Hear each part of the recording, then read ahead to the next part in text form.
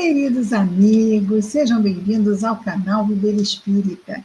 Meu nome é Cristina Brito e este é o programa Projeto 15 Minutos, o Livro dos Espíritos. E aqui diariamente nós estudamos por mais ou menos 15 minutos o primeiro livro da codificação espírita, realizada por Allan Kardec, o Livro dos Espíritos. E nós estamos atualmente no livro terceiro desta obra, que trata das leis morais. É composto de 12 capítulos, estamos no último capítulo, que trata da perfeição moral, e estamos aqui no subitem que trata do egoísmo. E a questão 917, Allan Kardec pergunta aos espíritos superiores qual o meio de destruir-se o egoísmo. Quem responde é o espírito Fenelon. Então, anteontem nós vimos a resposta de Fenelon. Ontem nós vimos a primeira parte do comentário de Allan Kardec e hoje nós vamos ver o final do comentário de Allan Kardec desta questão 917. Então, Kardec, nós estamos aqui no final deste primeiro parágrafo do comentário de Kardec. Na última frase do primeiro parágrafo, ok? Vamos ver a frase anterior só para contextualizarmos de novo. Quem quer que acompanhe o filho do rico, assim como o filho do pobre, desde o instante do nascimento, e observar todas as influências perniciosas que atuam sobre eles em consequência da fraqueza, do descuido e da ignorância daqueles que dirigem esses cuidados, e como falham quase sempre esses que deveriam estar cuidando, não é? E veja bem, às vezes não é mesmo uma questão de proposital, é mesmo a fraqueza, é mesmo um despreparo e às vezes um desinteresse em buscar se preparar também, não é? Aqui temos a ignorância, que poderia até funcionar como argumento no meio do século XIX, mas que no século XXI já não faz nem mais sentido nós alegarmos ignorância e não saber cuidar de uma criança. Não é? Cuidar mesmo num sentido mais moral, porque o que não nos falta hoje em dia é informação. Precisamos nos dedicar, sim, precisamos eleger com prioridade, sim, mas recursos não nos faltam. Como falham essas pessoas, não é? Quase sempre os meios empregados para moralizar os pequeninos, não poderá admirar-se de encontrar tantas imperfeições no mundo. As pessoas acabam crescendo mesmo como se fosse aquela árvore que vai crescendo tortinha, não é? E aí, aqui a continuação já do início do comentário de hoje. Faça-se com o moral o que se faz com a inteligência e ver-se-á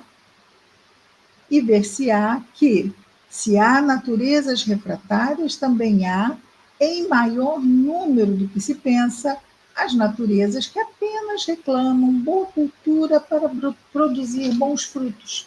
Então, nós temos escolas, inúmeras universidades, tudo para tratar da instrução, do lado acadêmico.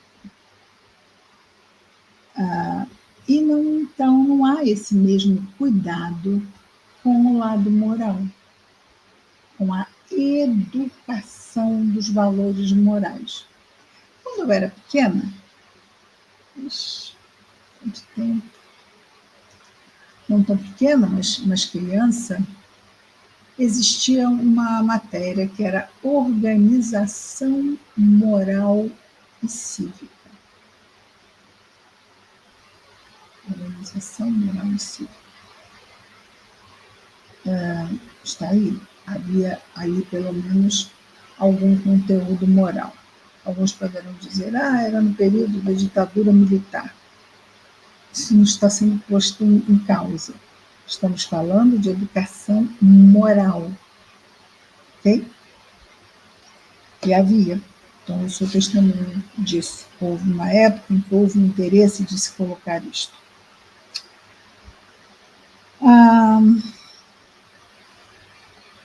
Continua Kardec dizendo-nos assim: o homem quer ser feliz e esse sentimento é muito natural. Por isso, ele trabalha incessantemente para melhorar a sua posição na Terra. Procura as causas de seus males a fim de remediá-los. E aí tenhamos um olhar sobre a tecnologia, sobre a saúde. Então, nós nisso já temos essa iniciativa de buscarmos como é que vamos resolver o problema aqui e ali nesses aspectos. Quando compreender bem que o egoísmo é uma das causas, é a que gera o orgulho, né? O egoísmo gera o orgulho, gera a ambição, gera a cupidez, a inveja. O egoísmo gera o ódio, o ciúme, que a cada instante o magoam o homem, que é o espírito encarnado, que leva à perturbação a todas as relações sociais. O egoísmo que provoca dissensões, ou seja, separações. Não estamos falando de casais, estamos falando de pessoas. Destrói a confiança, obrigando o homem a manter-se constantemente na defensiva contra o seu vizinho. Enfim, o egoísmo é a causa que faz do amigo o inimigo. Então, quando ele perceber isso, compreenderá também que esse vício é incompatível com a sua felicidade. Eu quero ser feliz, não posso ser egoísta. O egoísmo em mim me afastará da felicidade que eu tanto almejo. É incompatível com a sua própria felicidade. E acrescentamos, com a sua própria segurança. Quanto mais tiver sofrido por conta desse vício, mais sentirá a necessidade de combatê-lo. Então, quanto mais a gente sofrer pelo egoísmo, mais a gente vai sentir que não pode ser feliz com ele. Como combate a peste, por exemplo, os animais nocivos e todos os outros flagelos. Será então induzido a isso, pelo seu próprio interesse, o interesse do seu próprio bem-estar. O egoísmo é a fonte de todos os vícios, como a caridade é a fonte de todas as virtudes. Caridade é o amor em ação. Né? Destruir o egoísmo, e desenvolver a outra, a caridade, tal deve ser o alvo de todos os esforços do homem, caso queira assegurar a sua felicidade, tanto neste mundo quanto no futuro. Ficou bastante claro, mesmo do tipo de Kardec, né? Algo extremamente didático, fácil de entendermos. Agora vamos começar um outro subitem. Características do homem de bem. Olha, falamos aqui de vários vícios morais, não é? Falamos do egoísmo. Antes do egoísmo, falamos das paixões, mas as paixões inferiores, não é? E aqui, primeiramente, falamos das virtudes, ok, é bem legal, mas também falamos do vício logo no início do capítulo. Então, agora nós vamos falar de algo que é extremamente importante, é mesmo o nosso objetivo como espíritos imortais, transformarmos-nos no homem de bem, no ser humano de bem, voltado para as leis de Deus, voltado para servir a causa do bem, aonde quer que se encontre.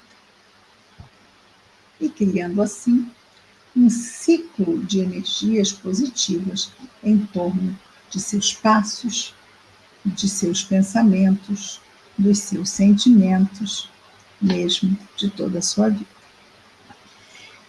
Na questão 918, então, Allan Kardec pergunta sobre o homem de bem. Agora é o nosso foco.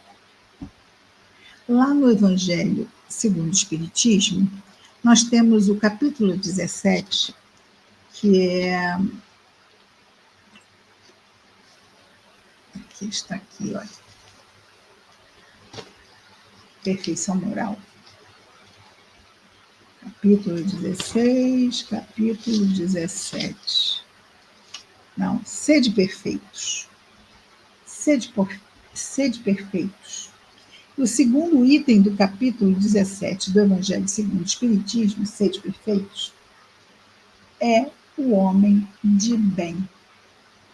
Esse é o segundo item do capítulo 17 do Evangelho segundo o Espiritismo.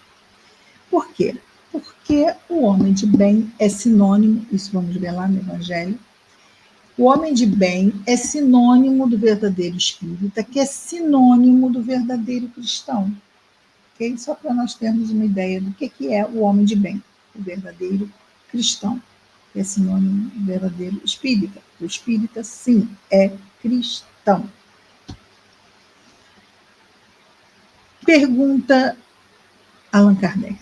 Por que sinais, quais os sinais podemos perceber?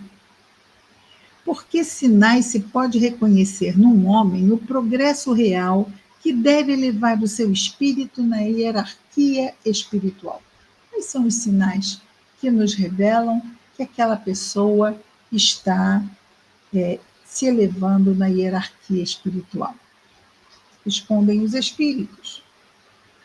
O espírito prova a sua elevação espiritual, moral, quando todos os atos de sua vida corporal representam a prática da lei de Deus e quando compreende antecipadamente a vida espiritual.